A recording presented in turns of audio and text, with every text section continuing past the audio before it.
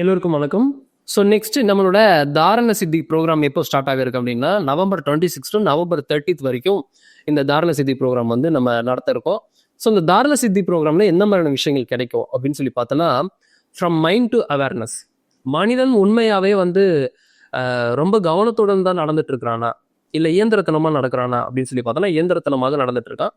எல்லாரும் சொல்லக்கூடியது மனிதன் அவேர்னஸ்க்குலாம் வரணும். அப்பன்னா தான் அவனுக்கு எல்லா விஷயமும் இங்கே கிடைக்கும்.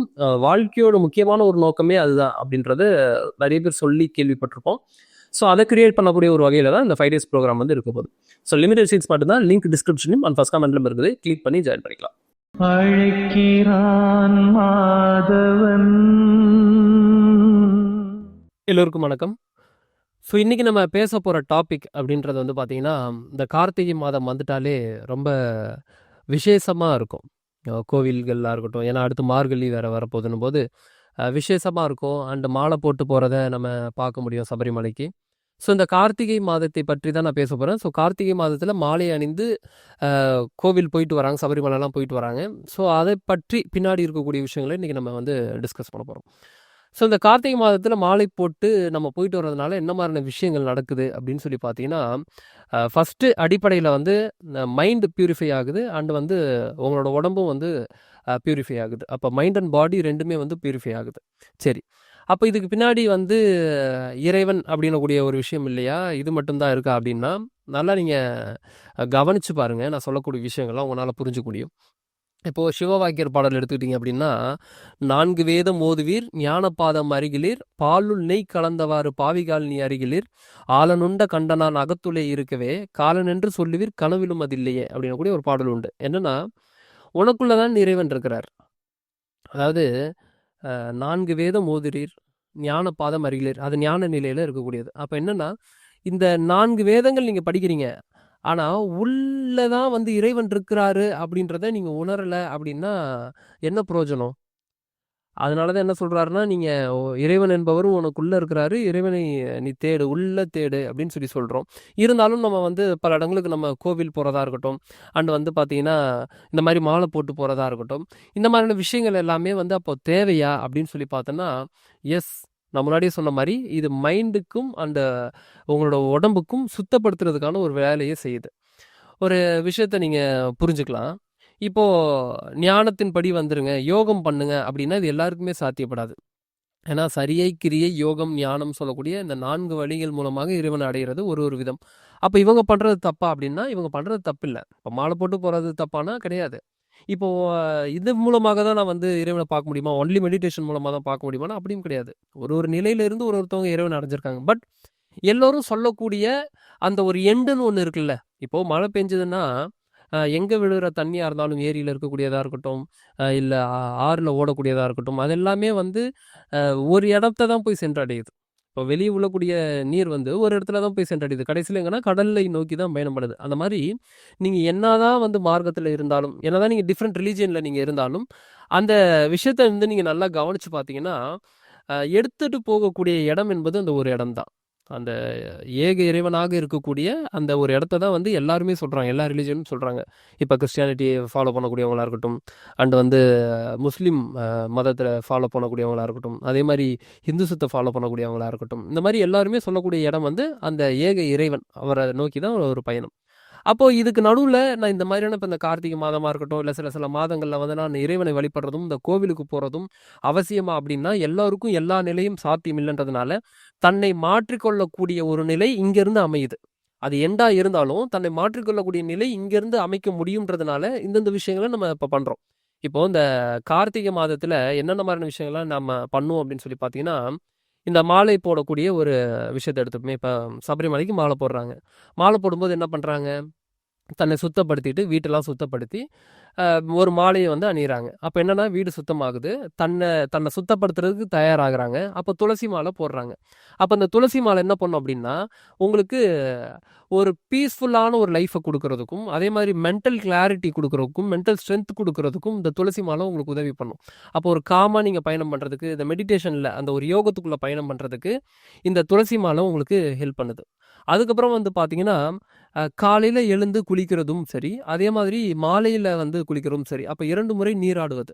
அப்போ 2 முறை நீராடும்போது என்ன நடக்குது அப்படின்னு சொல்லி பார்த்தீங்கன்னா, உடல்ல ஏற்படக்கூடிய உஷ்ணம் வெளியேறுது.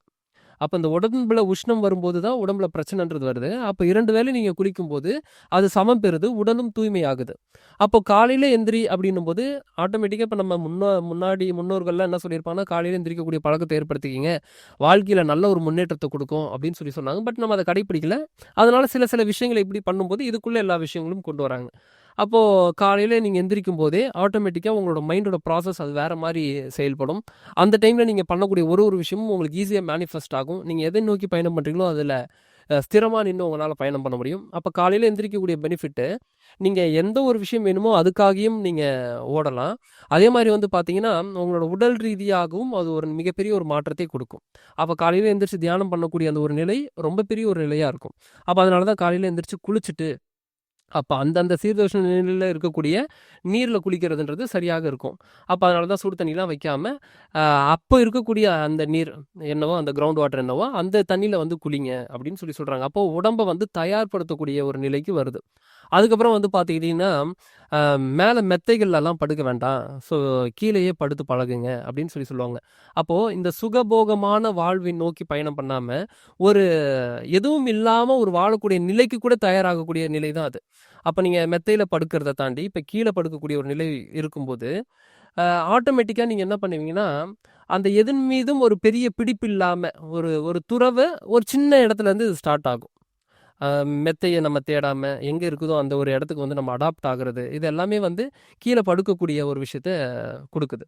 அப்போ, இப்ப இந்த மாதிரி நம்ம மாலை போட்டு இருக்கும்போது, அ பெண்களுடன் அதாவது மனைவியுடன் வந்து உறவு கொள்ளக்கூடாது. ஸோ அவங்க கூட வந்து நம்ம டிஸ்டன்ஸ்ல இருக்கணும்னு சொல்றதுக்கான காரணம் என்னன்னா, சில சில விஷயங்களை சில சில நேரங்கள்ல கடைப்பிடிக்கும்போது, சில சில டேஸ்ல கடைப்பிடிக்கும்போது அது பெரிய மாற்றத்தை குடுக்கும். இப்போ அந்த டைம்ல வந்து பார்த்தீங்கன்னா, ஸோ நாள் 2, வாரம் 2, மாதம் 2, வருடம் 2 இப்படின்னு சொல்லி ஒண்ணு ஒண்ணா பிரிச்சிருக்காங்க. அப்போ அந்த விஷயத்துல மாதம் 2 அப்படின்னு சொல்லி ஒண்ணு குறிப்பிட்டிருக்காங்க இல்லையா? அந்த மாதம் 2 அப்படின்னு சொல்லக்கூடியது, அந்த செக்சுவல் இன்டர்கோர்ஸ். அப்போ சித்தர்கள் சொல்லக்கூடியது என்ன அப்படின்னா, இப்ப மாதம் 2 முறை மட்டும் நீங்க வந்து செக்ஸ் வச்சுக்கலாம். ஏன்னா 15 நாளைக்கு ஒரு முறை தான் வந்து வச்சுக்கும்போது, அந்த ஒரு அந்யோன்யம் அவங்களுக்குள்ள இருக்கக்கூடிய அந்யோன்யமும் சரி, அதே மாரி அந்த விந்துவோட தன்மையும் வேறு நிலையில இருக்கும். இப்ப அதிகமா அந்த விந்துவ ஸ்பெண்ட் பண்ணும்போது என்ன ஆகும் அப்படின்னா, அந்த உயிராற்றல் என்பது கம்மியாகும். உங்களுக்கு அடுத்த கட்ட நிலைக்கு உயர முடியாது அப்படின்னு சொல்லக்கூடியதுனால தான் 15 நாளைக்கு ஒரு முறை அப்படின்னு சொல்லி சொல்றாங்க. இப்போ சில விஷயங்கள் நம்ம கடைபிடிக்கும்போது சில மண்டலங்கள் நம்ம கடைபிடிக்கணும். அப்போ இந்த விந்துவை சேமிக்கக்கூடிய ஒரு நிலை, அந்த நீங்க பெண்களுடன் தொடர்பு இல்லாம உங்களோட மனதை முழுவதும் வந்து இறைவனை நோக்கியே வைங்க அப்படின்னு சொல்லி சொல்றாங்க. அப்ப இந்த ஒரு விஷயமும் அந்த இடத்துல வந்து உங்களுக்கு ஒரு பக்காவான ஒரு விஷயமா கிரியேட் ஆகுது. அப்போ அதே மாதிரி நான்வெஜ் எடுத்துக்க வேண்டாம் அப்படின்னு சொல்லி சொல்றதுக்கான காரணம் என்னன்னா, இப்போ நான்வெஜ் எடுத்துக்கும்போது உங்களோட உடம்ப வந்து டீடாக்ஸ் பண்ண முடியாது. அப்ப என்னன்னா சில காய்கறிகள், வேக வச்ச காய்கறிகள், அதே மாதிரி கீரை வகைகள், இந்த மாதிரி நீங்க வெஜ்ல நீங்க எடுத்துக்கும்போது உடம்பு ஆட்டோமேட்டிக்கா வந்து டீடாக்ஸ் ஆகும். அப்ப நீங்க இந்த ஒரு மண்டலம் எடுத்துக்கும்போது, பெரிய ஒரு மாற்றத்தை குடுக்கும். உங்களோட உடம்புக்குள்ள எந்தெந்த மாதிரியான பிரச்சனைகள்லாம் இருக்கோ, அந்த பிரச்சனைகள் எல்லாம் சால்வ் ஆகும். இப்ப சொல்லக்கூடிய விஷயங்கள்லாம் பாருங்க, ஒண்ணு ஒண்ணா நீங்க பண்ணிட்டு வரும்போது, மைண்டுக்கும் அதே மாரி உடம்புக்கும் பெரிய ஒரு மாற்றத்தை நிச்சயமாக குடுக்கும். அப்ப என்ன? இந்த சமைத்த சமைத்த உணவுல வந்து காய்கறிகள் ஆட் பண்றது, வெஜ் நம்ம சாப்பிடுறது.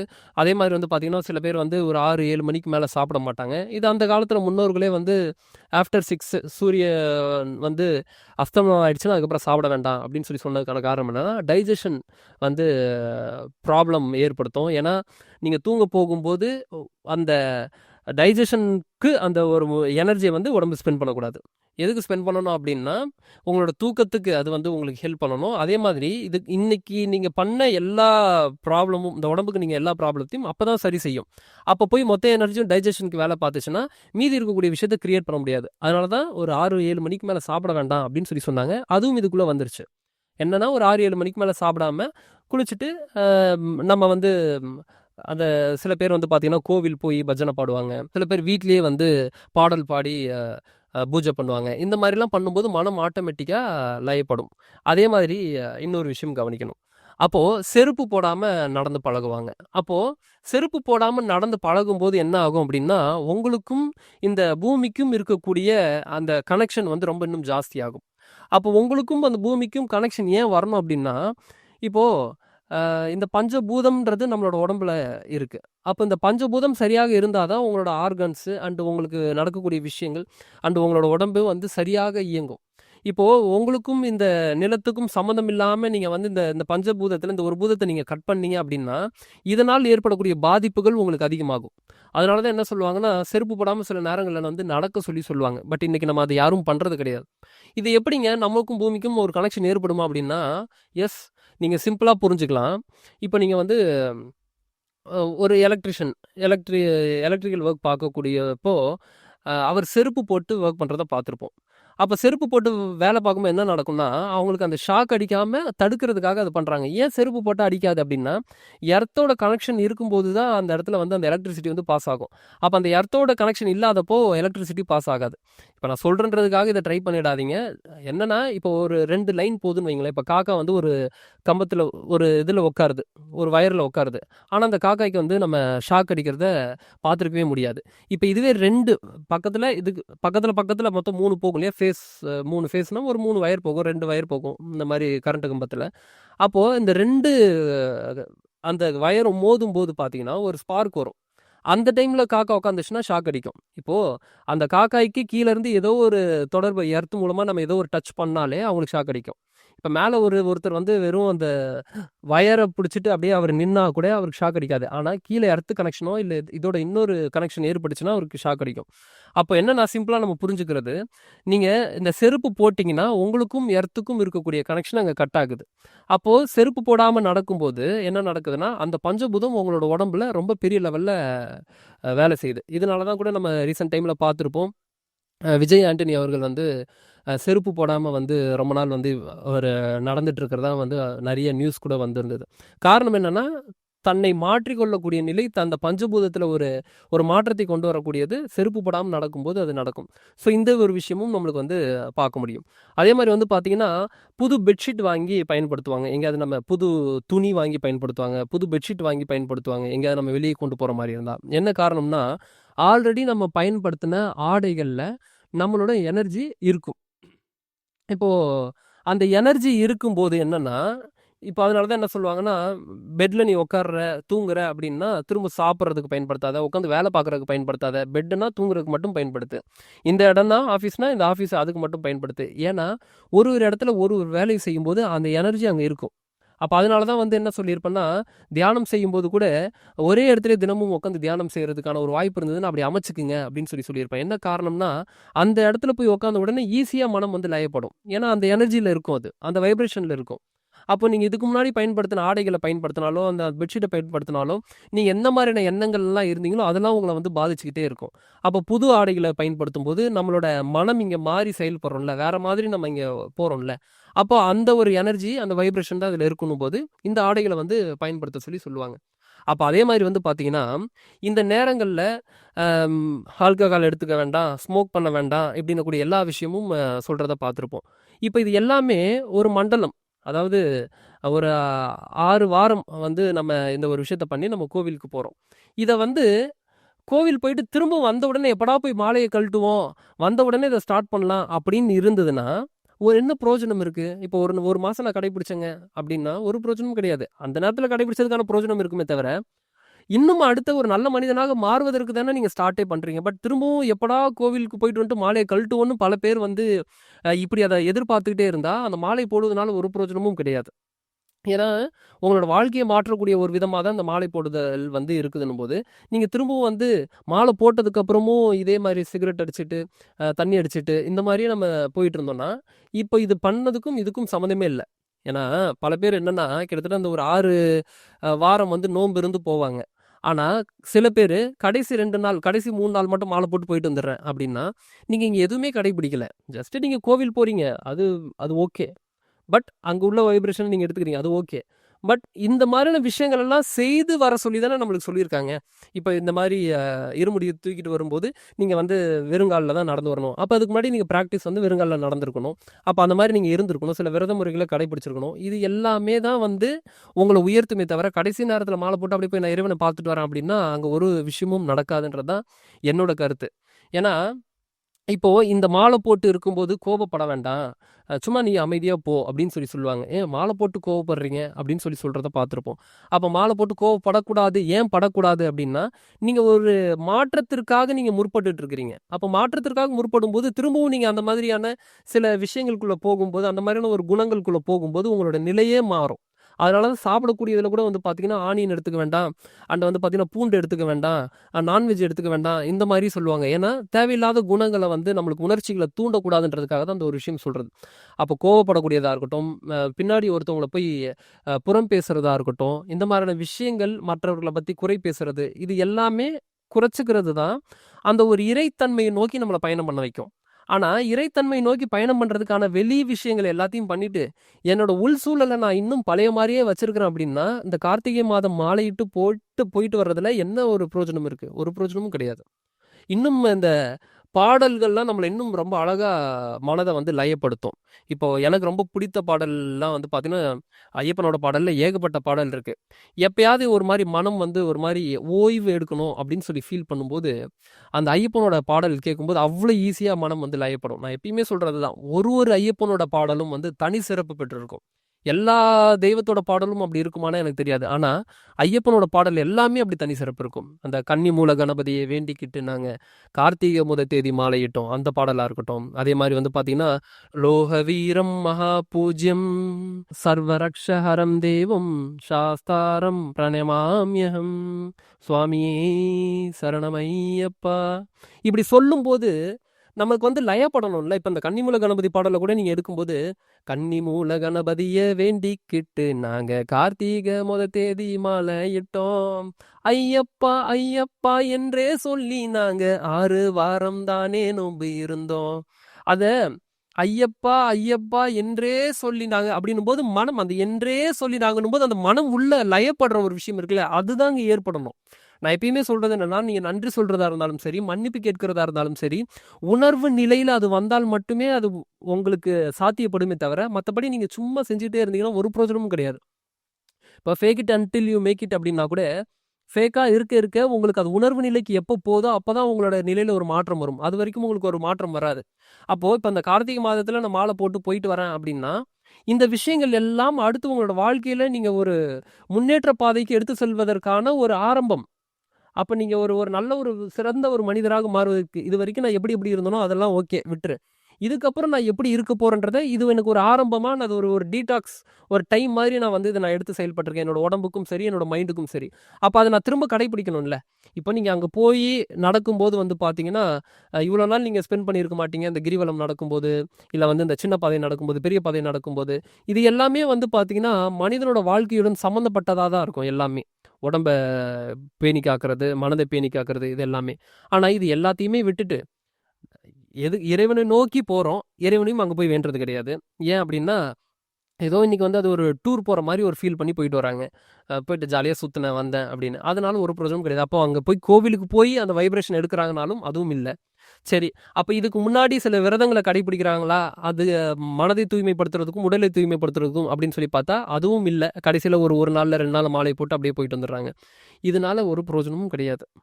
அப்போ ஒரு பயணம் பண்றீங்க, இந்த மாதிரியான கார்த்திகை மாதத்துல மாலை போட்டு போறீங்க அப்படின்னா, இந்த டைம் இதுக்காக ஸ்பெண்ட் பண்றீங்கல்ல, அப்ப அதுல முழுவதுமாக நீங்க லயப்படுங்க. அதுல முழுவதுமாக அதுல ஸ்திரமா நின்னு நீங்க டிராவல் பண்ணுங்க.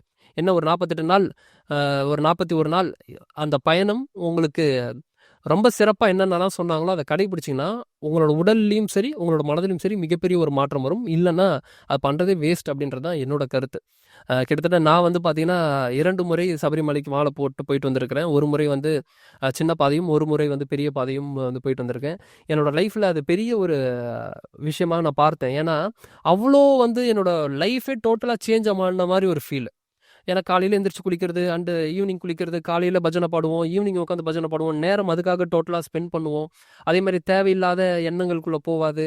அண்டு கோபப்படக்கூடாது. இப்படின்ன கூடிய விஷயங்கள்லாம் நம்மளே வந்து மாத்திக்கிறதுக்கு முற்படும்போது, நான் ஏதோ ஒரு புதிய மனிதராக நான் ஃபீல் பண்ண ஆரம்பிச்சேன். ஸோ அத வந்து எல்லாருக்கும் ஏற்படணும் தான் எல்லா விஷயத்தையும் இப்படி சொல்லியிருக்கிறாங்க முன்னோர்கள். அப்போ இந்த மாதிரியான விஷயங்கள ஏற்படுத்துறதுக்கு என்ன வழியோ, அத நம்ம வந்து பார்த்துட்டு பயணம் பண்ணும்போது இன்னும் ரொம்ப சிறப்பாக இருக்கும். ஸோ இந்த ஒரு விஷயத்த இன்னைக்கு உங்ககிட்ட நான் ஷேர் பண்ணணும்னு சொல்லி விருப்பப்பட்டேன். மீண்டும் இதே மாதிரி இன்னொரு வீடியோ பதிவில நான் உங்களை சந்திக்கிறேன். நன்றிகள். வணக்கம். குருவே சரணம். அண்ணா, எனக்கு இந்த மேரேஜ் பார்த்துட்டு இருக்காங்க சொல்லி நானு ரசமணி கேட்டு யூஸ் பண்ணிட்டு இருந்தேன். அதுக்காண்டி நெறைய விஷயம் பண்ணிக்கிட்டு இருந்தேன் நான். அப்பாட்டையும் கேட்டு கொஞ்சம் கோயிலுக்கு போய் சொல்லியிருந்தாரு. அந்த வேலையும் பார்த்துட்டு இருந்தேன்.